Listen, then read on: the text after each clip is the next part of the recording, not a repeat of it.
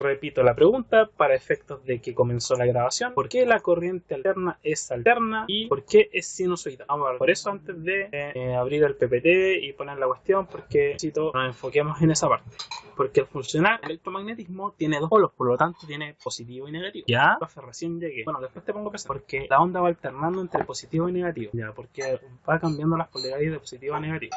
Ya, pero ok, tiene dos polos. Funciona con el electromagnetismo, estamos claros. Polo positivo y el polo negativo. No, sinusoidal no es porque varía en el tiempo, es sinusoidal por otra razón. Y de hecho tiene razón con el tema del mismo tema de la alternancia. La pregunta es, ¿que la corriente alterna es porque tiene dos polos? O es generada, cuando se genera dos polos. ¿Sí? Entonces, ¿por qué sinusoidal? No es porque varía en el tiempo. Que puede variar en el tiempo y no necesariamente tener una forma sinusoidal. Me refiero a una señal. Así que la corriente alterna sí tiene una forma sinusoidal. Pero eso tiene una explicación que es importante.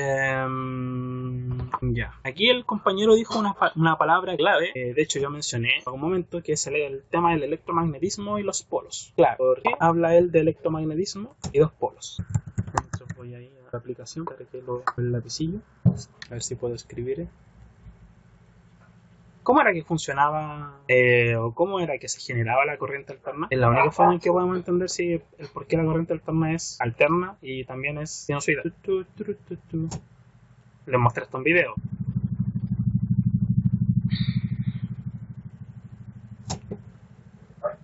Ya, por ahí va la cosa. ¿Eso lo sacaste de Wikipedia? ¿Sabías tú?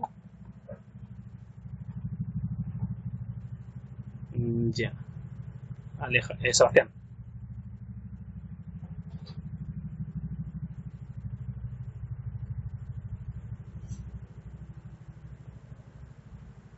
Ya, ok. Es lo más acercado que han dicho hasta el momento. Ya, ¿se acuerdan del video donde fue español, pero explicaba que realmente tenemos turbinas? Sí, yo soy un asco para dibujar. Ya me conocen. Entonces eso tiene una forma extraña. Tenemos una turbina, está girando constantemente, ¿cierto? ¿Qué la hace girar a la turbina? El aire, si es eólica, puede ser una turbina... Hola Eric, te pongo presente porque ya comenzamos la grabación. Energía mecánica, sí, no, pero ¿qué la está haciendo girar? Agua, aire, dependiendo. En este caso, lo más típico es el agua, porque, o sea, cuando estamos generando a través de un embalse o de un río, claro. Entonces el movimiento generado por esta turbina es un movimiento mecánico, ¿cierto? O un movimiento eléctrico. Movimiento mecánico. De hecho, cuando el agua viene bajando desde la altura, vamos que aquí ya hay un cerro, hay nieve y en realidad viene la agüita. Lo que tenemos entre esta parte y esta parte se llama energía potencial. Eso lo hablé en algún momento en corriente continua. Energía potencial. Y era la potencialidad de que tiene el agua de caer por el efecto de la gravedad hacia el suelo, hacia la parte más baja, ¿cierto? Entonces nosotros aprovechamos esa energía potencial, ponemos nuestra super turbina ahí en el río que viene bajando y aprovechamos energía potencial transformándola en movimiento mecánico, es decir, en energía mecánica. ¿Sí? ¿Hasta ahí alguna duda? Recuerden que la energía potencial se genera debido a la altura de donde se encuentra algo. Ustedes dejan caer algo de 5 metros, va a tener cierta energía potencial. Si lo dejan caer algo de 30 metros, va a caer con mucha mayor fuerza, no necesariamente mayor velocidad. Bueno, sí, por la aceleración de la gravedad, sí, va a caer con mayor velocidad y por ende con mayor fuerza, pero la aceleración es la misma siempre, aceleración de la gravedad. Así, si estuviéramos en vacío sería más fuerte. Es por la... No, pues, a ver, más que tú no me estás preguntando que eso es porque la presión atmosférica lo empuja. No. Estás confundiendo un concepto. Vamos a ir como una parte. Estamos hablando de la Tierra, ¿cierto? La Tierra, ¿sí? Ahí tenemos la Tierra. ¿Es plana o no es plana? Ya no pregunté si era chata, yo pregunté si era plana o no es plana. Ya, por favor, el que crea que la Tierra es plana se retira inmediatamente, se autobanea del curso y puede tratar de meterse en otra sección, porque aquí no va a entender ni jota. La Tierra es redonda, de hecho, que yo la haya dibujado así es porque dibujo mal, pero tampoco quiere decir que esté tan mal. Podría tener forma de un huevo, en realidad podría ser más achatada, da lo mismo. Anyway, sí, parece un huevo, pero da lo mismo si es perfectamente redonda o si no lo es. La Tierra tiene una forma esférica, ¿ya? Un poco achatada. ¿Cuál es el punto? Que la Tierra tiene algo llamado gravedad. La gravedad se genera debido a dos razones importantes, ¿sí? Ya, es la rotación sobre el eje que tiene la misma Tierra tiene una rotación sobre su eje. Bueno, hay como 3 movimientos de rotación también más incluidos dentro de esto, pero hablamos del principal, que la Tierra gira y genera el día, ¿sí? No hablemos de que aparte de eso se tambalea, porque vamos por la rama y no es lo que importa, ¿ya? La gravedad se genera por la rotación y por algo que mencionó Sebastián, es la atmósfera. La Tierra contiene una atmósfera, ¿no? Que es donde tenemos en el fondo el aire, que el aire está, ¿cómo decirlo?, capsulado debido primero a esta rotación que se genera y a otras razones físicas. La atmósfera es importante, pero la atmósfera no es lo que genera gravedad. Ojo, la rotación es lo que genera gravedad y el segundo punto que genera la gravedad es la masa de la Tierra o la masa del elemento, masa, la rotación y la masa. ¿Y a qué nos referimos con masa? ¿A qué nos referimos con masa? ¿A la harina y el huevo? ¿A qué nos referimos con masa? ¿A cuánto pesa? ¿Qué tan grande es? ¿Qué tan pequeña es? Aló, ya pues chiquillos, aporten para que nos vamos a lo que nos importa, si es como un cuerpo sólido. No, porque recuerda que el aire tiene masa, solo que en estado gaseoso. Ya, la masa de cualquier cosa son partículas agrupadas en un espacio en específico. Partículas que están agrupadas en un espacio, ¿ya? Ahora, la masa en realidad no es explícitamente eso, sino que la masa en sí son la cantidad de partículas. Masa es la cantidad de partículas. Es decir, si tenemos muchas partículas, tenemos mucha masa, ¿ya? Si tenemos pocas partículas, tenemos poca masa, ¿ya? Lo que estamos hablando acá en esta parte, partículas que se agrupan en un espacio, estamos hablando de lo que es volumen, en un aspecto de lo que es la densidad. Podríamos tener unas partículas en un espacio, ¿cómo decirlo? Podríamos tener la misma cantidad de partículas en un espacio más grande, pero hay lugares vacíos a pesar de que están conjuntas en un lugar, pero hay espacios vacíos. Entonces, si yo las junto, si yo tomo todas las partículas y las voy juntando, puedo hacer una Tierra más pequeña. Bueno, en teoría, podría ser una Tierra más pequeña, que masa no fuera sólida, como es el caso de nosotros, ¿cierto? Pero les pregunto, yo haga ese espacio más pequeño, hace que la masa aumente, sigue teniendo la misma cantidad de masa, la misma masa, porque son la misma cantidad de partículas y eso no ha cambiado. ¿Qué cambió? Cambió el espacio en donde están distribuidas esas partículas, ¿entiendes? Lo que cambió es el volumen, por ende también cambió la densidad. Entonces, de nuevo, ¿qué genera la gravedad? La rotación de la Tierra y la masa que tiene, la densidad es la que hace ese cambio. ¿Ya? Ahora, tiene que ver todo esto con lo que estábamos hablando acá. Que de hecho la Tierra es una gran bobina, eso lo planteó Tesla, pero no me voy a ir en esa bola, no hoy día. ¿Qué tiene que ver aquí la gravedad? Tiene que ver con que si yo estoy aquí, entonces, o sea, la cordillera de los Andes, o el volcán de Huachipato, no sé, ahora mismo. O sea, eso dicen, pero no sé si lo dicen de forma oficial. Eso significaría que es posible ocupar la ionosfera para ocupar la ionosfera natural de la Tierra para poder generar electricidad, y el día que conozcan eso es como que, o sea, bueno, tenemos electricidad gratis en el mismo aire, no en el mismo aire en el que vivimos nosotros, unas capas más arriba, pero en fin, como no hay una capacidad de como envolver ese o retener eso o tenderlo en el fondo, claro, después como una lona esclavizada. En fin, ya tenemos aquí la cordillera de los Andes, una montaña, lo que ustedes quieran. Esa montaña tiene una altura, ¿okay? Altura, se escribe con H. Ahora no se escribe con H, pero se designa con la H. Entonces, quiere decir que esa montaña está en la Tierra, y ahí está despegada, ya está a cierta altura, sobresaliendo de la Tierra. Si la gravedad está todo el rato empujando todos los elementos que están a cierta aceleración hacia el centro de la Tierra, ¿qué pasa si yo dejo caer algo de aquí hacia abajo? Va a caer con cierta velocidad y a la vez con cierta fuerza, ¿no? Entonces, cuando hablamos de energía potencial, hablamos de la potencialidad que genera la energía de la misma gravedad debido a la altura que se encuentra alejado desde el centro de la Tierra. Entonces, entre más alto va a tener más energía, y además entre más masa también va a tener mayor energía, porque estamos moviendo mayor cantidad de masa. Es aprovechar la energía de caer, y eso es lo que estábamos viendo aquí. Eso es lo que estábamos viendo aquí en esta parte. Entonces, aquí tenemos nuestra cordillera de los Andes. Ahí viene el río aquí descongelándose, y se supone que, claro, aquí tenemos, en ese río aprovechamos nosotros de poner nuestra turbina. Nuestra turbina puede tener las hélices que ustedes quieran. Va girando y gira la especie. ¿Sí? ¿Tú vas hasta ahí? Sí, como una clase express de física. ¿Para qué rayos tiene que ver esto con la energía eléctrica? Mucho. Porque si primero, ojo, pongan atención, si primero fuimos, o sea, ni siquiera lo hacemos nosotros, sino que lo hacemos casi de forma inconsciente, cuando de que el lápiz vuelva a conectar. Ya, no, lo que pasó es que esto se pegó. Pero volvimos a abrir aquí. Ya, pongan atención. Si logramos transformar la energía potencial en energía mecánica, será muy loco creer que somos capaces de transformar la energía mecánica en energía eléctrica. Si parece que se fueron a almorzar de energía potencial a mecánica y de mecánica eléctrica. Sí, exacto. ¿Y eso es posible? Claro que es posible. Debido a un compadre que se llama Faraday, que él, por la turbina, claro, la turbina se está moviendo y eso es energía mecánica. Ya se está moviendo ese alambre de cobre, pero aquí viene lo bonito. Para que esto pase, nosotros usamos algo llamado ley de Faraday. Faraday fue un compadre que descubrió lo siguiente. Descubrió que si nosotros teníamos alambre así, puede ser así o un alambre así, simplemente tomábamos una piedra de imán, pero tomábamos un imán, su norte y con su sur. Da lo mismo. Este imán tiene, ustedes saben que no se ven, pero tiene como líneas de fuerza alrededor del cierto, así como un campo magnético invisible, algo que no lo vemos, pero sabemos que está ahí, capaz de atraer los metales. Ahora, esto es cobre. ¿El cobre es atraído por los imanes? No.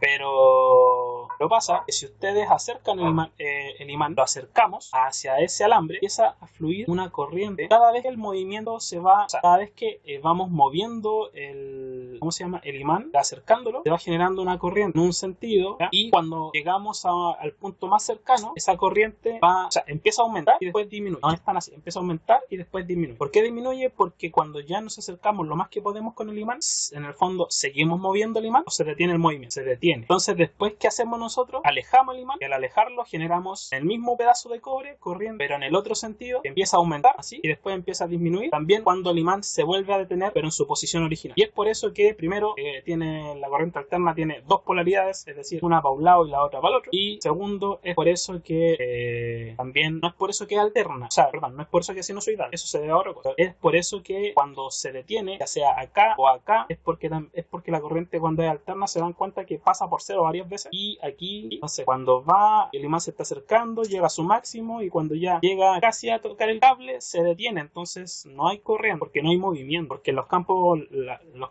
magnéticos están cerca, pero no se están moviendo. ¿Por qué? ¿Qué es el movimiento en este caso? Porque nosotros tenemos el imán en la mano, ¿cierto? Es un movimiento mecánico, estamos moviendo el imán con nuestra mano, ¿sí? Es un movimiento mecánico, que hablábamos recién, energía mecánica. Y lo que sucede, la ley de Faraday, o el efecto Faraday, es que descubrió él que se podía inducir un voltaje o una corriente en un material conductor si este conductor era atravesado, no por el imán, sino que por las líneas de fuerza que componen al imán, si era atravesado por ella o no. Entonces, dependiendo si se alejaban o se acercaban, se generaba una corriente hacia un lado y hacia el otro. Y esta corriente también se detenía, es decir, iba en aumento, pero después también volvía a cero. Cada vez el imán se detiene tanto en el inicio, por ejemplo acá, si es que inicia acá, como en el final, ¿ya? Con el tiempo se fueron dando cuenta que obviamente nadie va a estar tomando un imán con la mano o haciendo una máquina que mueva el imán de esta forma, porque no tiene ningún sentido.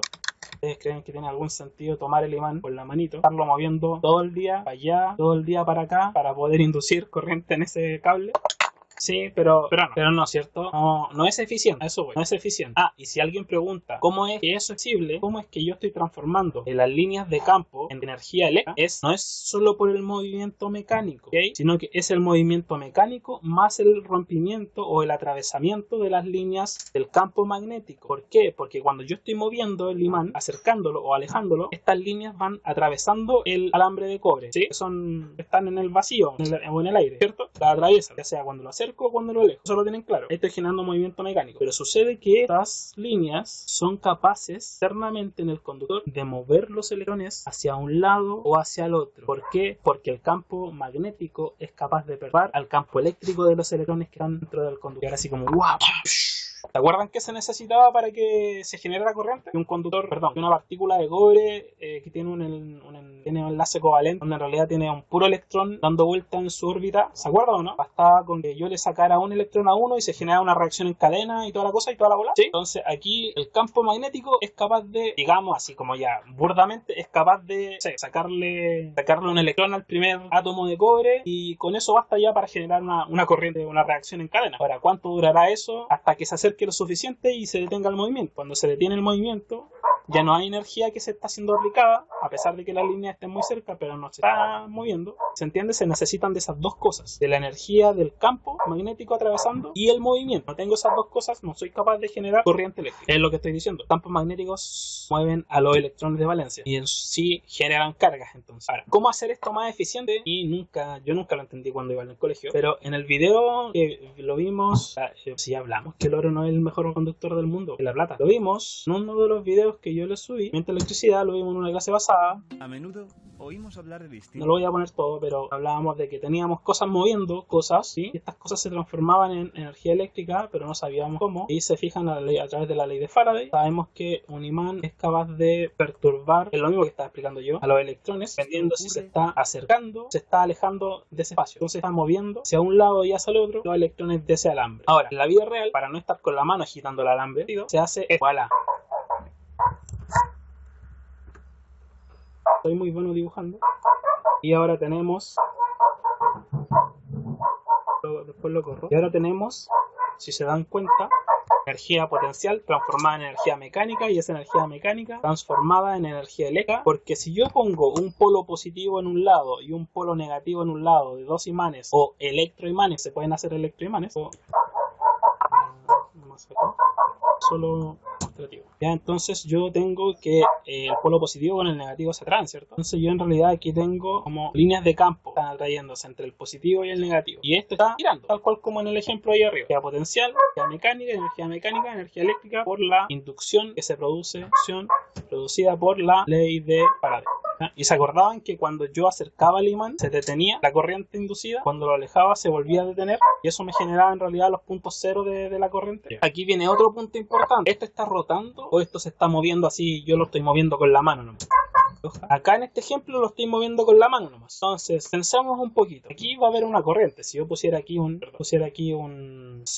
voltímetro, por muy pequeño que sea, voy a medir un voltaje o una corriente, en fin, voy a poder medir algo, electricidad, ¿cierto? Pero esa electricidad no necesariamente va a tener esa forma sinusoidal bonita que nosotros conocemos. ¿Por qué? Porque yo estoy moviendo el imán con la mano, entonces puede que a una parte del alambre le llegue más líneas de campo, a la otra le llegue menos, y esa señal podría ser perfectamente así como algo así. Y eso sinusoidal no es, por donde se vea. Pareciera, pero no. En cambio, ¿qué pasa si hacemos el mismo efecto, como dice ahí, empalmando el alambre, ¿sí?, poniéndolo a la turbina, de hecho, y generando el campo magnético con dos imanes separados, que esto esté girando por la fuerza mecánica del agua que viene cayendo, esté girando sobre algo importante, girando sobre su propio eje? Al momento de cada vez que va girando, va rompiendo las líneas de fuerza, ¿cierto? Por ende, estoy generando movimiento y además estoy generando el rompimiento de la línea de fuerza. ¿Hay inducción de voltaje? Sí, ¿cierto? Como está girando sobre su eje, porque en realidad acá estamos dibujando una bobina, pero en la vida real lo que son aquí, lo que están enganchados a estas paletas o a estas turbinas son realmente generadores en forma de motores en realidad. Pero está girando en torno a su propio eje. Yo veo, cuando conecte el lápiz, yo veo cómo entonces se está generando ahora la inducción, está generando de esta forma. ¿Por qué? Que sí, no. ¿Por qué? Porque está todo el rato girando en torno a un mismo punto. Por eso es que la señal es sinusoidal, por las dos razones. Primero, porque la inducción se genera a través del campo electromagnético, pasa en puntos por cero. ¿En qué momento pasa por cero? Cuando se detiene. Ahora, les pregunto yo, en este modelo, no en el de la mano, en el modelo de acá de abajo, ¿en qué momento se detiene? Ustedes se van a preguntar si esta cuestión está girando eternamente. Entonces, ¿por qué pasa por cero? Si en este modelo anda todo el rato, pues debería yo tener una corriente no alterna, sino debería tener una corriente, o tal vez alterna, pero no que pasara por cero. ¿Qué pasa por cero? Por la sinusoidalidad. ¿Por qué pasa por cero? Aquí dijimos que pasaba por cero porque el imán llegara a lo más cerca del cobre se detenía, y después al devolverse se detenía. Y en el momento en que se detiene, en el momento en que no hay movimiento, no hay inducción. ¿Sí? Y acá entonces, ¿por qué sigue pasando el mismo efecto Chan? No, tiene que ver con otra cosa, pero para eso tienen que tener un poquito de imaginación igual. A ver, esto está girando, ¿cierto? O sea, a la derecha o a la izquierda, me da lo mismo. Esto está girando, o sea, esto está girando, ¿sí? A la derecha o a la izquierda. En algún momento este cable está así, ¿cierto? Frente a los imanes, sur, norte. No, es que sigue estando todo el rato. De hecho, te vas a encontrar con que es al revés. Sur, norte. Tiene que ver con la separación, tiene que ver con otra cosa. Así, está así y está así. Bueno, están todos los estados intermedios mientras está girando. De eso estamos claros. Imaginamos que está girando hacia la izquierda. Girando hacia la izquierda. Pensemos en las líneas de campo. Están así. En el momento en que está así, o transversal a las líneas de fuerza, ¿está siendo atravesado el cable por las líneas de fuerza o no? Sí, está siendo atravesado. Porque mira, fíjate, estamos rompiendo las líneas porque estamos perpendicular a ellas. Estamos atravesando porque está, a ver, como mira tu mano, imagínate si los rayos del sol están pasando. O sea, que no son un rayo que cubre todo, sino que son líneas específicas. No piensen que el campo magnético son líneas específicas que están alrededor, solo que no es algo que podamos ver. El experimento para eso. Está siendo atravesado. ¿Qué pasa cuando está así, verticalmente? O sea, se empezó a mover, llega a un punto, o es un instante en realidad, que quedó así, vertical. radical, corta menos líneas, en ese momento no corta ninguna línea. No puede decir cómo, no corta ninguna línea. En ese momento, en ese instante mismo, es como que estuviera, digamos que como que estuviera ahí. En ese momento, claro. Lo que pasa es que algunos se confunden con que esto es horizontal y está en 0 grados y este grado, pero esto es perspectiva. O sea, si yo tomo esto y lo giro hacia la izquierda, sur, norte, no se lo tomen tan literal con los 0 y 360 grados, ¿ya? Yo lo pongo así, atravesando las líneas de fuerza, ¿no? Cuando quede así, es un instante, que no dura nada, pero es un instante. No. Y ese instante que se repite dos veces, perdón, y ese instante que se repite dos veces dentro de la rotación, que de hecho es a los 0 grados, otra vez 0 grados, y a los 180 grados, sí, no se preocupe, después arreglamos lo de la asistencia, ¿ya? Eso que se genera en dos instantes mediante la rotación, es donde tenemos que pasa por 0, justamente, que también, obviamente, en ese instante también cambia de polaridad. ¿Por qué? Porque si el lado, si supongamos que este era el positivo, la parte de arriba, no lo tomen literal, es solo para entenderlo, si la parte de arriba era positiva y la parte de abajo era negativa, empieza a girar, en algún momento esta que era negativa va a quedar arriba y esta que era positiva va a quedar abajo. ¿Pero quién manda?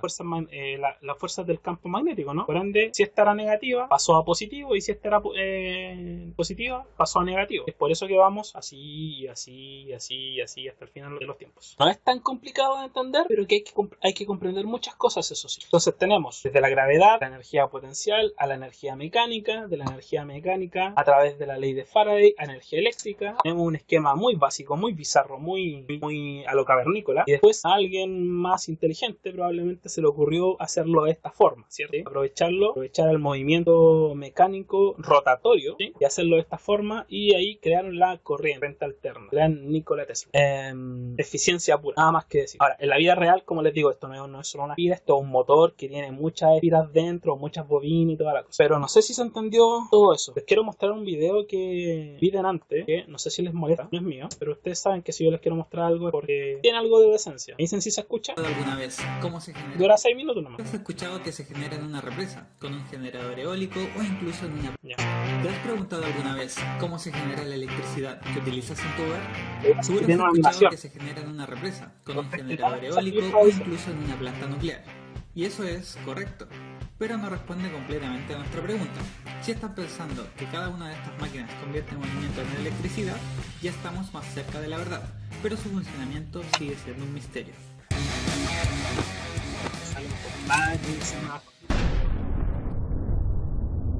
Eso a usted no nos importa. En el video anterior vimos cómo una carga eléctrica en movimiento puede generar un campo magnético. También que dos cuerpos con campo magnético interactúan entre sí, pudiendo generar movimiento como en los motores eléctricos. Y, básicamente, la forma en que se genera la electricidad es invirtiendo este proceso. Exacto. De hecho, volviendo a esto fue lo primero que se descubrió. Antes de descubrir que un... ¿Cómo está mi cosita? Que un imán es capaz de mover carga eléctrica en un cable, ¿sí? Porque ya se conocía la corriente continua. Ya se conocía la corriente. Lo primero que se descubrió fue tal cual. Si yo le conecto aquí un positivo y un negativo alrededor del cable, por más pequeña que sea, se genera un campo magnético que puede ser más grande o más pequeño dependiendo de hartas cosas, dependiendo primero de la corriente que esté pasando, ¿sí? De cuánta corriente está pasando, depende también del grosor del cable, depende de si esto está enrollado o no, es decir, si está forma de bobina o no, y hartas cosas más, pero de que se genera, se genera. Les voy a dar un ejemplo muy sencillo. El campo magnético es tan heavy que no sé si alguna vez ustedes han escuchado que es peligroso andar cerca de las torres de alta tensión por dos razones, porque al generarse este campo magnético alrededor de los cables, como está pasando en algunos momentos, dependiendo de la torre, alto voltaje, o en otros momentos la transmisión alta corriente, dependiendo de qué situación, sucede que el aire como el campo magnético ya vimos que es capaz de perturbar al campo eléctrico generando electricidad, ¿cierto? Pasa que el aire se ioniza. Yo escucho cómo suenan ese es el punto. El aire se ioniza. Ustedes me dirán, pero el aire, ¿cómo el aire se ioniza? A ver, en algún momento, hace mucho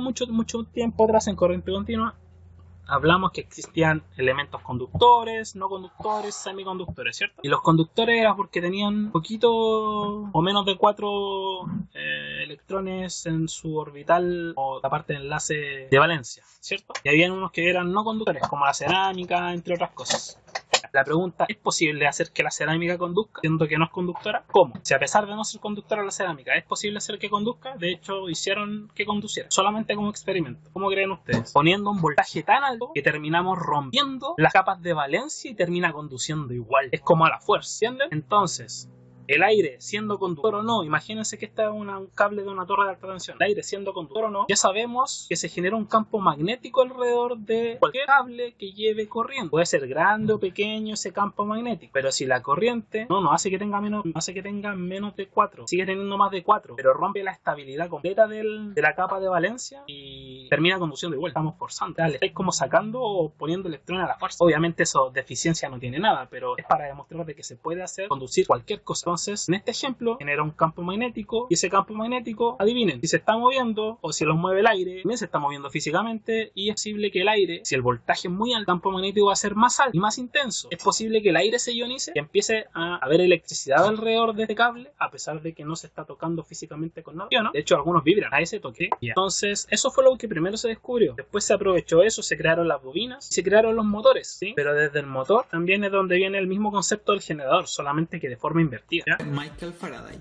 ya que mientras hacía pruebas con magnetos se dio cuenta de un extraño comportamiento. Cuando pasaba un imán por el interior de una espira de cobre recubierto, en los extremos del cable se generaba una diferencia de voltaje, pero con la particularidad de que esto solo ocurría cuando el magneto estaba en movimiento, y que además el sentido del voltaje variaba dependiendo de la dirección en que se movía el imán. De hecho, con materiales muy simples podemos comprobar que esto ocurre. Eso no nos importa. ¿Pero vieron la animación? Mucho más bonita que el ejemplo de mi mano. Eso era lo que me importaba. En los extremos del cable se generaba una diferencia de voltaje, pero con la particularidad de que esto solo ocurría cuando el magneto estaba en movimiento, y que se va alejando, el sentido del voltaje variaba dependiendo de la dirección en que se movía el imán. De hecho, con materiales muy simples podemos comprobar que esto ocurre. Vamos a adelantar porque no... Del flujo simple. Bueno, ahí él lo comprueba con una bombinita y toda la cosa. Y es verdad, de hecho esa es la fórmula, que la derivación del flujo magnético de un campo magnético en el tiempo es capaz de generar inducción de voltaje. ¿Será que rompiendo una corriente? Volviendo a nuestro experimento inicial, ¿qué pasa si tenemos una espira conectada a un voltímetro y dejamos este magneto en una posición estática por 3 segundos? Exacto, no pasa nada, porque la fórmula nos decía que debía haber una variación del flujo del campo magnético en el tiempo, y como el imán estuvo en el mismo lugar siempre, no hubo ninguna variación. Siempre generamos un movimiento, ese movimiento se genera en el tiempo, ¿no? Yo puedo mover cosas si no las estoy moviendo en el tiempo. ¿Por qué no, Eric? Seguro que algunos están... ¿De qué está hablando el profe? Se volvió loco. Porque el tiempo es una dimensión que avanza y está y se mueve y avanza y avanza y avanza. De hecho, si el tiempo se congelara en un instante, nada se podría mover. El movimiento depende del tiempo. El tiempo lo genera el mismo movimiento. Cuando hablamos de que si se congelara el tiempo, estamos hablando de que los electrones se detuvieran de moverse, ¿sí? Estamos hablando de que... ¿Qué pasa si los electrones de un átomo se dejaran de mover? ¿Se desintegraría el átomo? ¿Se explotaría? No sé. No pasa nada. El átomo se desintegra probablemente, ¿ya? Entonces, cuando hablamos de movimiento en el espacio, yo les decía, me refería específicamente también indirectamente al tiempo. Eso es que la fórmula sale aquí como la variación de flujo magnético en el tiempo, ¿ya? No sé si tiene algo más interesante. Crear un disco de cobre por el medio de un imán genera una corriente continua.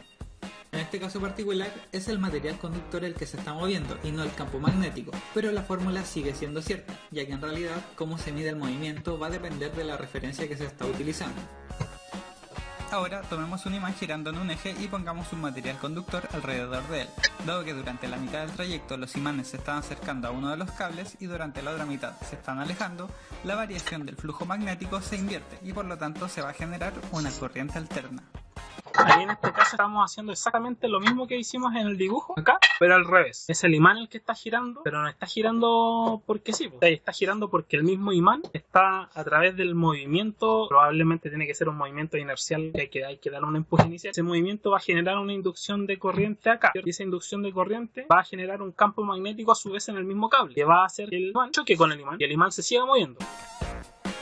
Pero, si además intercambiamos los imanes por el cable conductor y le agregamos un conmutador para cambiar la conexión de los cables, o sea, básicamente usamos un motor de corriente continua, entonces vamos a generar corriente continua. Eso ya es otra cosa. Hay formas mecánicas también de generar corriente continua. Vamos a ver en otro momento. Pero aquí viene el tema de la corriente alterna. No sé si se entendió, se entendió un poco más cómo es el de la corriente alterna y sus detalles. Nos vamos a dar unos 10 minutos de break y volvemos. Ok, a las 13:35. Me olvidé un blog de notas, pues nos falta que llegue, se conecte y se desconecta o llega después. Y 13:35 volvemos. Vamos solo a traer queso porque no vale la pena.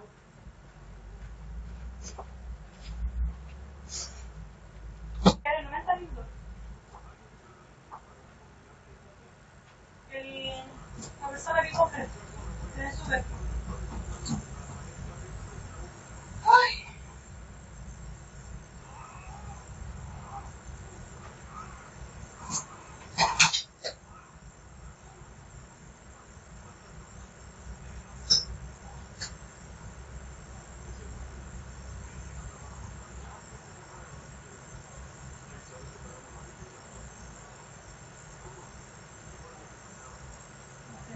Entre las 5, entre las 5, entre las 4.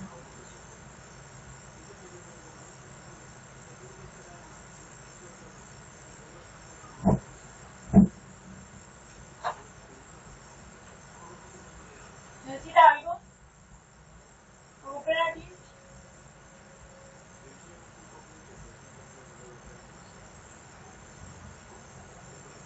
¿Ah?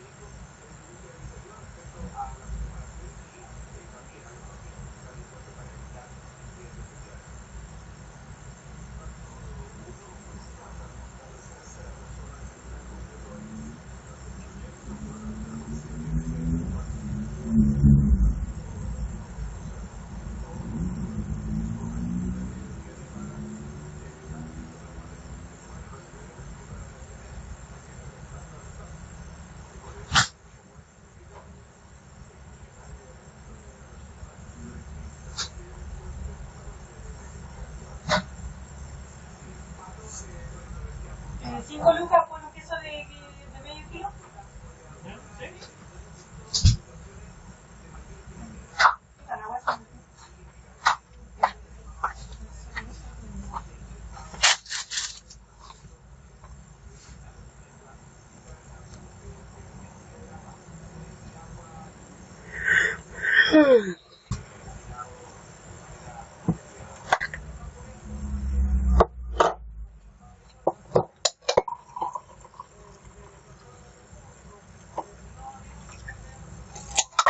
Si compramos solo eso, el puro envío sale 5 lucas.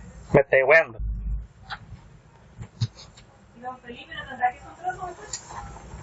Puede ser, pero ahora no sé si ya está abierto. No abre hasta... Si se me di cuenta, parece que están jugando o algo así. ¿Ya? Así que ya volvimos. Ojalá fueran igual de participativos cuando estamos haciendo la clase. Acuérdense siempre que los que van a aprender o los que necesitan aprender son ustedes. Yo no, yo aprendo de ustedes, pero...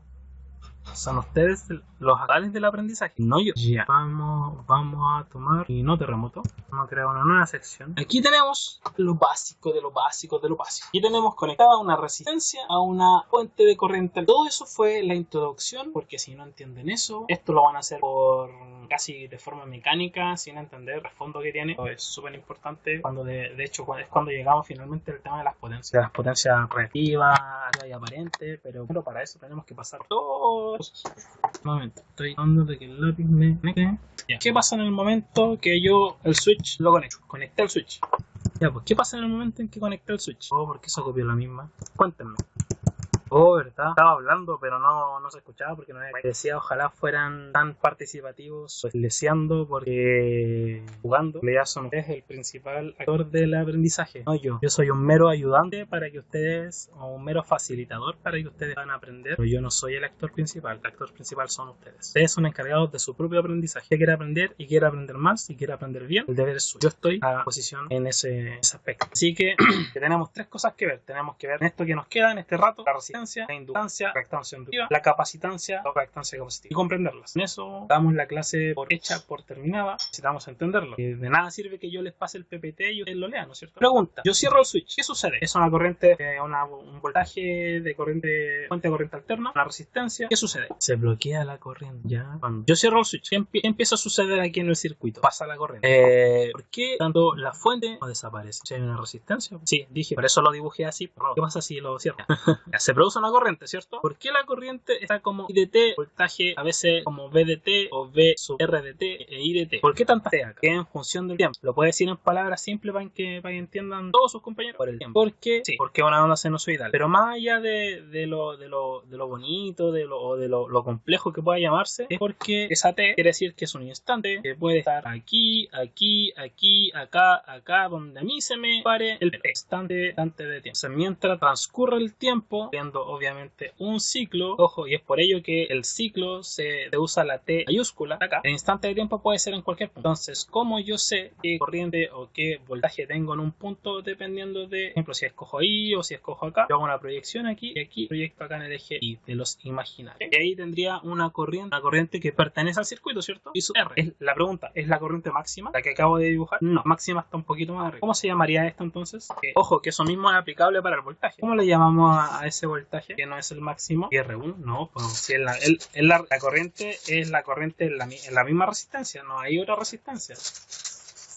Voltaje instantáneo. Entonces la corriente que yo también ahí dibujé, ¿qué sería? Corriente instantánea. ¿Por qué se llama entonces corriente instantánea o voltaje instantáneo? ¿O por qué están en función de T del tiempo? Porque están en un instante que puede ser cualquiera, entre 0 y 2 o entre 0 y 20 milisegundos si es que una frecuencia de 50 Hz. Puede ser un instante cualquiera, ¿sí? Que el máximo de la corriente o el máximo del voltaje se genera en un instante preciso de este periodo completo es una cosa distinta, pero eso no deja de ser que eso es un instante. Acá este punto es el punto máximo de hecho de ambos, ¿cierto? Y me representa la corriente máxima a la que alcanza o el voltaje máximo que alcanza, pero independiente de eso también sigue siendo un instante dentro del tiempo en el que se está moviendo la corriente del voltaje. ¿Estamos claros? ¿Sí? Eso es importante porque mucha gente se confunde del por qué tanta por qué significa o como que lo asusta, como que ven esto de acá abajo, de acá que está escrito, ya como que se empiezan a usar misas, dice VDT máximo seno de omega T más beta, ya como que le empieza a dar un soponcio así. Solamente está diciendo que es el voltaje en un todo el tiempo nomás, del cero y el final del ciclo, nada más. ¿Qué es lo relevante con respecto a este tipo de circuito? Este circuito se dice, bueno, lo que yo había puesto es la resistencia y la corriente alterna. La resistencia y la corriente alterna tiene una característica muy importante. La resistencia y la corriente alterna no genera desfase. ¿Qué es el desfase? Es cuando la corriente parte antes, después y el voltaje, o al revés, lo queremos ver desde la vista del voltaje. El voltaje parte antes, después de la corriente. ¿Es posible eso? Sí, si algo estamos hablando de de que la desfase, es porque es posible que algo sí genere un desfase. Acá se dieron cuenta que tanto el voltaje como la corriente partieron al mismo tiempo. Da lo mismo que no tengan la misma altura, porque es obvio. La corriente no necesariamente mide lo mismo que mide el voltaje, pero sí tienen la misma forma sinusoidal y sí están produciéndose al mismo tiempo, pero a la vez. El voltaje parte en cero en ese instante, también parte la corriente en ese instante. Entonces la corriente que fluya por la resistencia, el voltaje que genere la misma corriente que debe ser, obviamente va a ser igual al voltaje de la fuente porque tenemos a pura resistencia, van a andar al mismo tiempo en el plano cartesiano, en el plano del tiempo. En el plano cartesiano tenemos que en los imaginarios no hay nada, ¿se fijan? La corriente tiene cierto largo, es el módulo, más pequeño, ¿cierto? Más pequeño que el voltaje, y el voltaje también tiene cierto módulo, pero ambos están en 0 grados, ¿sí? No hay un desfase. ¿Cuándo habría un desfase? Si yo tuviera, no sé, el voltaje así, tuviera la corriente así, muy pequeño que sea, ahí ya tengo un ángulo de desfase entre la corriente y el voltaje de la resistencia. Existe la resistencia, porque no, pero se puede generar un desfase. ¿Cómo? ¿Por qué? Lo vamos a ver después cuando veamos inductancia, pero ¿se entendió? La resistencia no genera desfase, parten a la vez. Eso lo tienen que observar. Para eso vamos a darle valores y vamos a hacer un ejercicio. Esto mide 450 volts y esto tiene 150 ohms. Como vimos en la clase pasada, existe una forma polar, una forma rectangular de todos los elementos que son llamados fasores en corriente. Ten en cuenta este diagrama fasorio. Y a mí me dicen que la resistencia no tiene desfase. Por ende, si no genera desfase, quiere decir que la resistencia tiene un ángulo cero de desfasamiento, ¿sí? Por lo mismo, puedo escribir eso, 150 como ángulo de 0 grados ohm, o forma rectangular, la forma polar, puedo escribir como 150 más J 0 ohm, ¿sí? Sí, ahí yo no hice nada, solo fue, sí, la resistencia siempre tiene un ángulo de 0, porque lo que acabo de decir, la resistencia no genera desfase, por ende tiene que tener un ángulo de 0. Es que no tenga desfase, no produce desfase, ¿ya? ¿Estamos? Tenemos los valores. ¿Cómo calculamos la corriente? Ley de Ohm, ¿cierto? Que es alterna, pero sigue siendo corriente continua con fasores, ¿no? La corriente va a ser igual al voltaje aplicado a la resistencia dividido en la resistencia. ¿Cuál es el voltaje? 450. Voy a mover esto para abajo mejor porque ahí puedo... Ya, el voltaje vale 450. Si a mí no me dicen nada... Momento. 450. Si a mí no me dicen nada... No sé, 450 seno de omega t o seno de 2 pi omega t o de 300 pi t, no sé, bla bla bla. Si no me dicen nada o no me dicen 450 ángulo de 500 o ángulo de 20, porque puede ser que el voltaje venga ya con un desfase o que la corriente producida venga ya con un desfase, pero si no me dicen nada yo asumo que el voltaje viene con ángulo de 0 grados, ¿ok? ¿Estamos claros con eso? Así como también asumo que la frecuencia de la red es de 50 Hz porque estamos en Chile y no estamos en Argentina y no estamos en Europa, si es que no me dan la frecuencia, ¿sí? La resistencia abajo es, entonces ya ustedes dicen 150, pero yo hice la clase pasada a ustedes y les enseñé varias cosas. Yo divido 450 ángulo de 0. Lo tengo que dividir por su forma polar o rectangular de la resistencia. Polar. ¿Cuál es la polar? Llegar y llevar. ¿Cuál es la polar?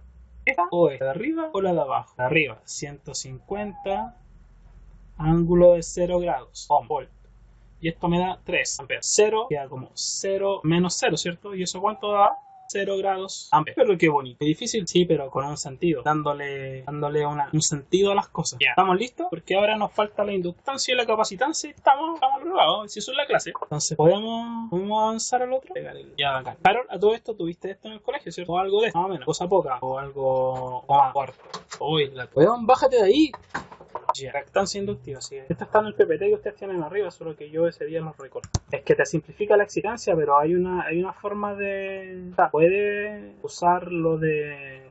¿Cómo se llama? Lo del módulo, por el coseno, por el seno. El problema de eso, no necesariamente que sea más lento, el problema de eso que hace que se confundan mucho los chicos, porque cuando tú ocupas seno, coseno, el ángulo para calcular la cosa que estás tratando de calcular, es algo que se les olvida siempre. Lo voy a mencionar solo porque Sebastián en algún momento lo hizo, y es que cuando tú ocupas la fórmula de R por seno o R por coseno para calcular la forma real o al revés, ¿sí? Nunca se te tiene que olvidar que el ángulo que estamos calculando es en base al cuadrante en donde estamos trabajando, ¿sí? Uno habla de un vector que tiene para allá, partida, el ángulo que te va a dar o que te va a mostrar es ese ángulo, ¿sí? Entonces la gente se confunde, que por ejemplo puedes tener 30 grados exactamente o 45, da lo mismo, pero eso con respecto al eje X no son 30 grados. ¿Cuánto es? Del 0 hasta ese punto, y hasta acá tenemos 180. 180 se supone. Y yo tendría en realidad 150 grados. ¿Se dan cuenta? Ese fasor en realidad tiene 150 grados con respecto al eje. Pero cuando trabajamos con trigonometría, tenemos que tener claro siempre qué cuadrante estamos trabajando. Si en el primero, segundo, tercero o en el cuarto. Y eso es lo que hace más compleja la parte de la transformación de los vectores a su parte rectangular o polar. ¿Quedó claro? Orión, va a botar el deco. Un segundo, al tiro.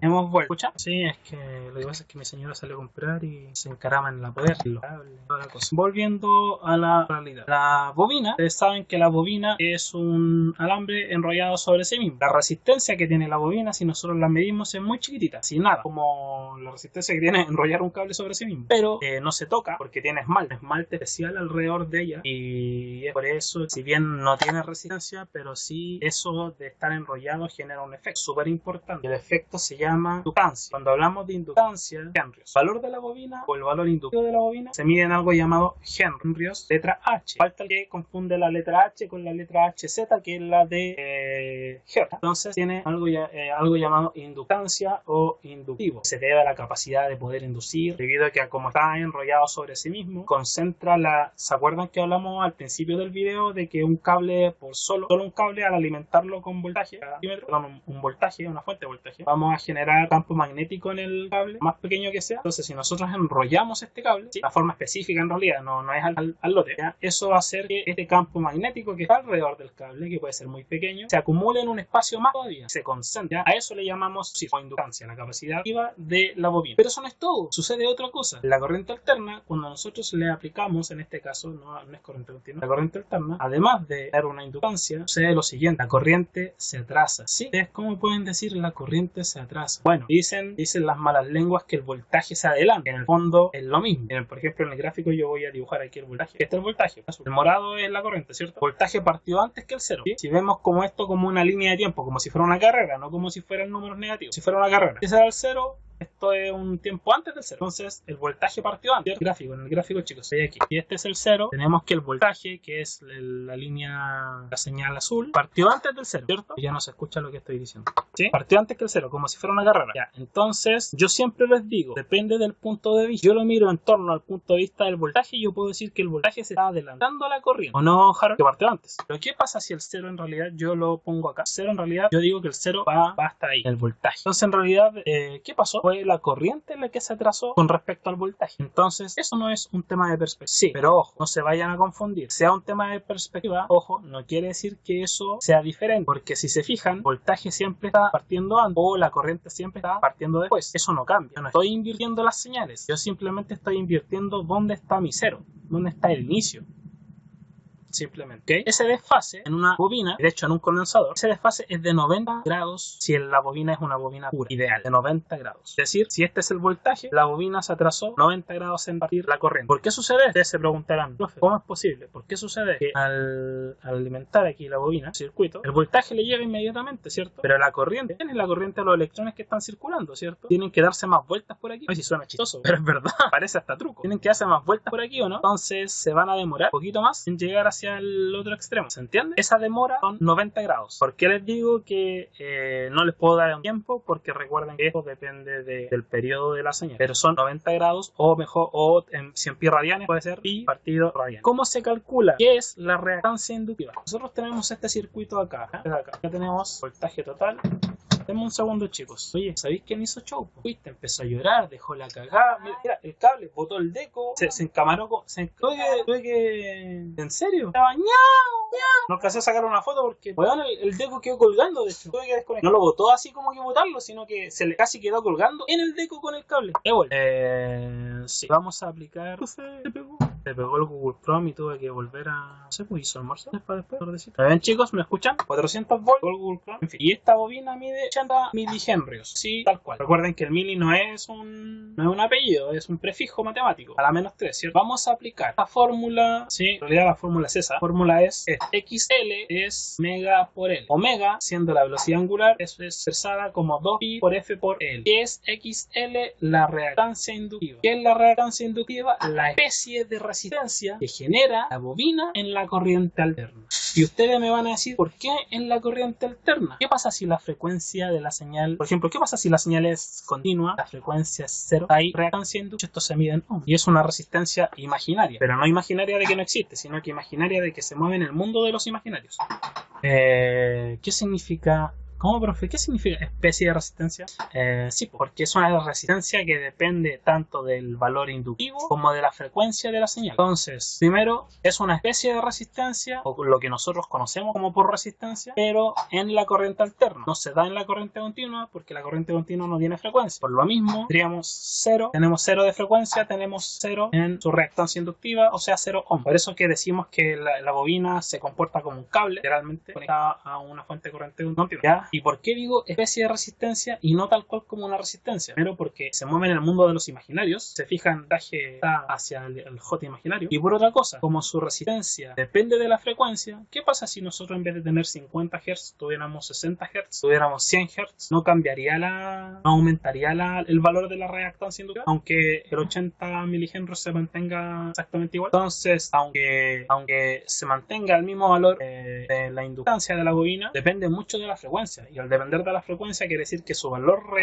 resistor reactivo, así se dice en realidad, es un valor que no varía en el tiempo, porque nosotros tenemos en nuestro país 220 volts o 380 volts y siempre está a 50 Hz. Pero depende de la frecuencia. Entonces, si la frecuencia variara, si la frecuencia aumentara mucho, la resistencia aumentaría mucho. Al depender de la frecuencia, no es una resistencia estática, ¿ya? ¿Se entiende? Es estática solamente para la frecuencia que estemos trabajando. Y es por eso que, si alguna vez lo han visto, se pueden generar circuitos de resonancia o antenas o cosas así. Otras cosas también de audio tienen que ver con el audio, entre bobinas, con condensadores y ese tipo de cosas, filtros. Incluso somos capaces de encontrar una frecuencia que se junte con la reactancia del condensador para poder acoplarlas. Pero no lo recuerdo en este momento. Vámonos, no. Queremos calcular la corriente de la bobina. ¿Cómo lo hacemos? Lo primero que tenemos que hacer es calcular la reactancia inductiva, que esta se mide en Henry, ¿cierto? Y esta se mide en ohm. Y para calcular la corriente, yo sé que la corriente es voltaje dividido en ohm, ¿o no? ¿O podemos dividir el voltaje en Henry? No. Entonces, 2pi por F por L, ¿sí?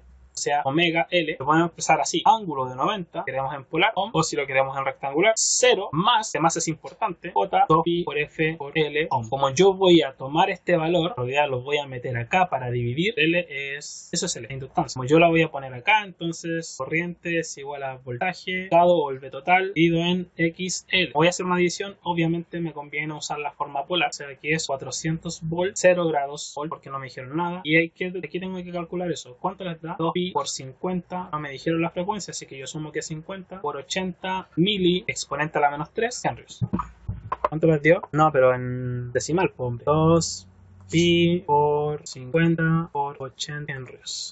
8 pi. 50 es la frecuencia más la frecuencia. La frecuencia no nos la dan, ¿no está? Bastián, la frecuencia F, 50 Hz. No nos dicen la frecuencia de la fuente. Nosotros estamos en Chile. En Chile estamos 50 Hz en los 220 del enchufe, así que usted asume que es 50 Hz. Si le dan una frecuencia distinta, usted tiene que ocupar la frecuencia que le da, ¿ya? Y esto da 25,3, ¿cierto? Entonces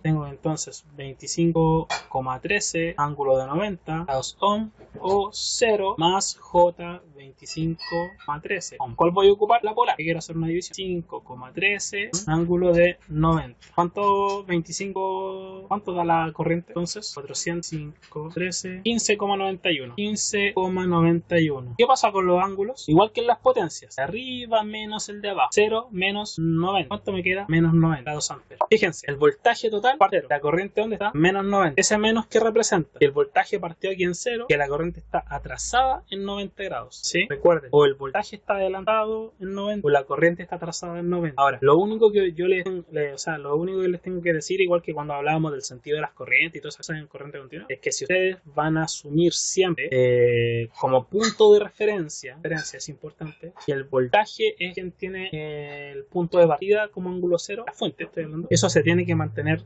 todo el rato en el circuito que estén trabajando, al menos en la fuente. Si ustedes deciden que es 400 ángulo de 0 porque no le dieron el ángulo acá, eso se va a mantener todo el rato en la fuente. Pueden cambiar después de perspectiva y no lo vemos desde la perspectiva de la corriente. No, eso se mantiene. Y lo que dé por resultado, después los resultados son interpretables. Siempre lo han sido toda la vida. ¿Dudas hasta ahí? Es más, si para terminar la parte de reactancia inductiva dibujáramos esto como yo lo propuse, el dibujo sería así. Tenemos nuestro plano cartesiano, los reales, imaginarios negativos, positivos, los imaginarios positivos. ¿Hacia dónde estaría la corriente? Hacia acá, ¿cierto? Y L. ¿Hacia dónde estaría el voltaje? Hacia acá. PL. Sigue teniendo un desfase de 90, ¿cierto? Acá es 0 grados. Acá es menos 90. ¿Se cumple? ¿Se dan cuenta que es lo mismo? Es un tema de perspectiva, pero tenemos que mantener esa perspectiva todo el rato, ¿ya? Para terminar, tenemos que hacer lo mismo con el condensador. Ya estamos listos. Y aquí ya se vuelve más fácil porque voy a darle. El condensador produce lo mismo, pero al revés. Es decir, quien se adelanta es la corriente. Fijan en el gráfico morado, no importa. Quien se adelanta es la corriente y el que se atrasa es el voltaje. ¿Sí? ¿Hay una explicación física para esto? Bien, hay una explicación física para esto. Estos son años de sabiduría, cabrón. Esto no es lectura de los libros. Es simplemente comprender físicamente cómo se comporta la materia y las partículas. ¿Estuvieron en las últimas clases que tuvimos en corriente continua del condensador?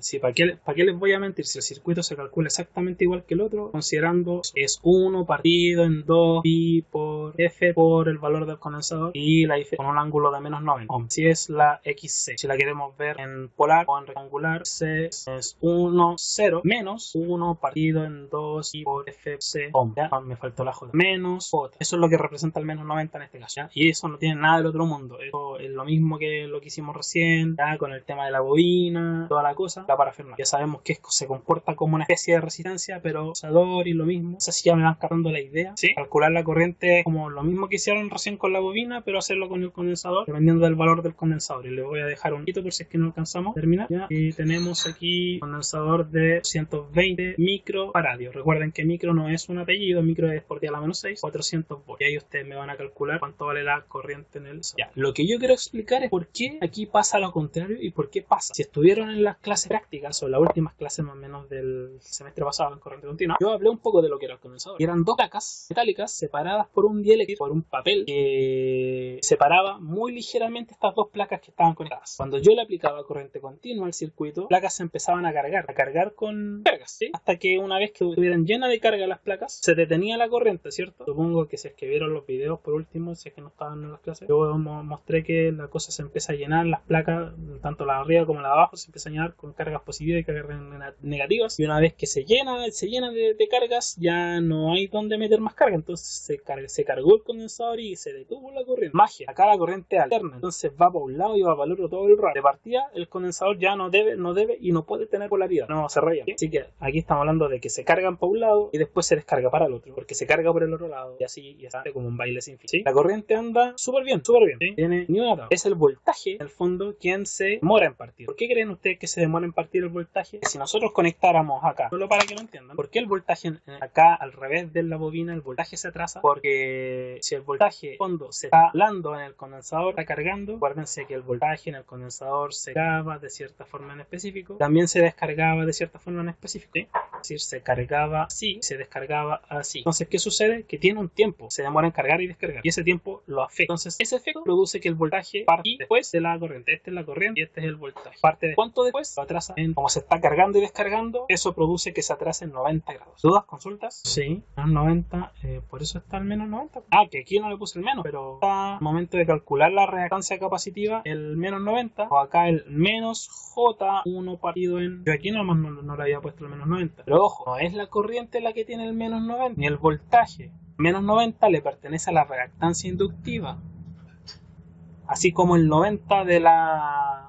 Perdón, reactancia capacitiva, así como el 90 del atraso de la corriente acá, donde estaba la reactancia inductiva, 90 positivo o el más J, ¿cierto? Acá está en el capacitor, la reactancia capacitiva. Así, si ustedes se enfocan en eso y no se enfocan tanto en la corriente y el voltaje, eso es más analítico, eso es más de pensar finalmente cuál se atrasa con respecto a quién. Lo que tienen que tener en claro que el 90 le pertenece aquí a la reactancia capacitiva, el menos 90, y el 90 positivo a la reactancia inductiva. Y ahí nunca se van a equivocar y nunca les van a dar números raros ni... Porque algunos empiezan a hacer la fórmula y se empiezan a notar cuál se atrasa con cuál y la cosa y la cacha de la espada. Chicos, la reactancia inductiva tiene por obligación estar expresada con menos 90 grados. Y eso es lo que finalmente hace que la corriente quede con un 90 grados positivo. Porque recuerden que se forma una división. En la anterior quedó como menos 90, ¿cierto? Al hacer la división, la corriente, por eso la corriente se ha atrasado. Acá es al revés. La corriente es de menos 90, perdón, la reactancia es de menos 90. ¿Cómo va a quedar la corriente con 90 positivo? ¿Está adelantando la corriente 90 grados o no? Eso. Pero eso es lo que tienen que respetar ustedes siempre. Si nunca se van a equivocar. Voy a poner aquí la cosa.